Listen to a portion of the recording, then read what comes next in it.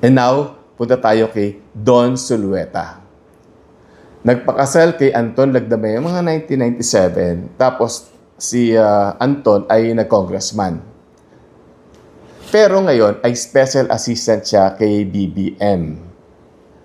Maraming bulong-bulungan tungkol sa estado ng pagsasama ni Don at Anton, pero bigyan natin sa kanila yon.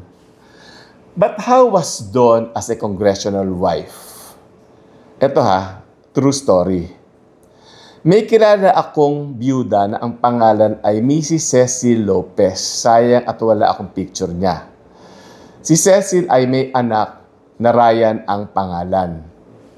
Nagkaroon ito ng aneurysm. Magastos ng sakit. May nakaisip sa amin na bakit hindi ipapublish ang kwento ni Ryan sa Inquirer. Nabasa ito ni Don at kinontak niya si Cecil.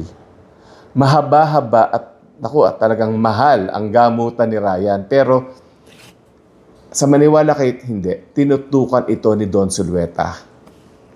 Pati emotional support ibinigay ni Don. Naalala niyo nung nag-Araneta concert, yung series nila Richard Gomez tsaka ni Don, yung walang hanggan, ito yung kung saan nauso yung idon mo ako. Kinumbida niya si Cecil para naman maglibang kasi stress nga naman sa pag-aalaga ng anak na may sakit. Pero ito never isinapubliko ni Don ang pagtulong na yan. For sure, marami pa din siyang natulungan na iba na hindi natin alam. Ganun kabait si Don. She wasn't just a perfect political wife. She's a good, kind, and compassionate human being. At ang laki ng pasasalamat nilang mag-ina kay Don Zulueta. Pati kami nagpapasalamat. Thank you, Don.